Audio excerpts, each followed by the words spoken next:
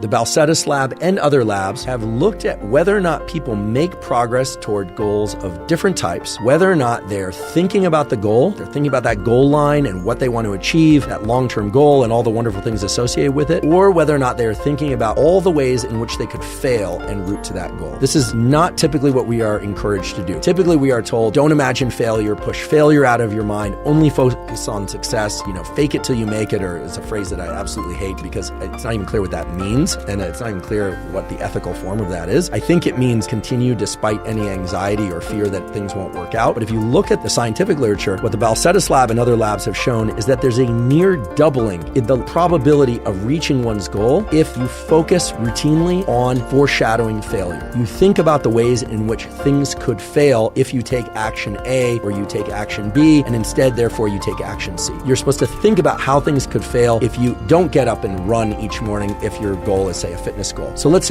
use that as an example, because even though I realize people are in pursuit of many things, not just fitness goals and physical goals are a very concrete thing that we can all get on the same page about because they're related to actions. Let's say somebody sets a goal of running 5 miles 4 times a week minimum and as many as 7 4 times a week minimum before 8 a.m. One version of this would be, okay, sit back in a chair and think about how great you're going to feel and look if you're doing this every day, how your health is going to improve, how everything's going to, your blood markers of lipids, etc., are going to improve. Okay, fine. That's the visualization goal of visualizing the endpoint. Turns out that is far less effective and maybe even counterproductive compared to thinking about what's going to happen if you don't do this, the negative health outcomes that are going to occur, the disappointment you're going to have in yourself, the fact that you're going to wait until 7:30. That's not long enough for many people to run 5 miles. You go to put it on your shoes, it's going to be pouring rain or even hailing or snowing outside, and now you're not going outside unless you're somebody who's particularly motivated to do that. Okay, so foreshadowing failure turns out to be the best way to motivate toward goal pursuit. In fact, as I mentioned before, there's a near doubling in the likelihood that people will reach goals of any kind when they're constantly thinking about how bad it's going to be if they fail. If we think back to the neural circuit associated with assessing value in our goal pursuits, this makes perfect sense. The amygdala, that center of the brain that's involved in anxiety and fear and worry, well, the amygdala is one of the 4 core components of our goal setting and goal pursuit circuitry. And there's no bypassing that. There is no one listening to this or watching this whose amygdala is not involved in their goal setting and goal pursuit behavior. And so while I'd love to be able to tell you that all you should think about is rainbows and puppies and all the wonderful, rewarding things that are going to happen when you achieve your goals, the truth is you should be thinking mainly about how bad it's really going to get if you don't do it, how disappointing yourself you're going to feel, how it will negatively impact you, if not in the immediate term, in the long term, if indeed your goal is to reach your goal. So I want to emphasize that I'm not interested in encouraging people to flagellate themselves. I'm encouraging people to achieve their goals, and it turns out the best way to do that is by foreshadowing failure. And the more specific you can get by writing down or thinking about or talking about how bad it will be if you don't achieve your goals, the more likely you are to achieve those goals. Part of the reason for that almost certainly has to do with increases in systolic blood pressure and increases in readiness in your system when you imagine failure. The brain and body are much better at moving away from fearful things than towards things we want. I wish I could tell you that wasn't the case, but there is a true asymmetry in the way we are built. In fact, the brain and body can engage in what's called one-trial learning. When something bad happens, we eat a food that makes us sick, we have an interaction with a person or place that we really don't like, it only takes one event, one time, to reorient or rewire our neural circuitry so that we have a bias toward moving away from that thing in the future. When things go well, unfortunately, that doesn't often occur. If things go really, really well, it might orient our brain and body toward wanting more of that thing, and we'll have neural circuitry changes that will lead us to engage in that particular behavior or interaction again. But it is never as effective as these avoidance circuits. So again, foreshadow failure. If you're going to visualize in a positive way, do that at the very beginning of some goal pursuit. Maybe intermittently, every once in a while, you imagine the big win of, scoring perfect on an exam or winning the championship or the great relationship. But most of the time, if you want to be effective, you should be focusing on avoiding failure, and you should be really clear about what those failures would look like and feel like.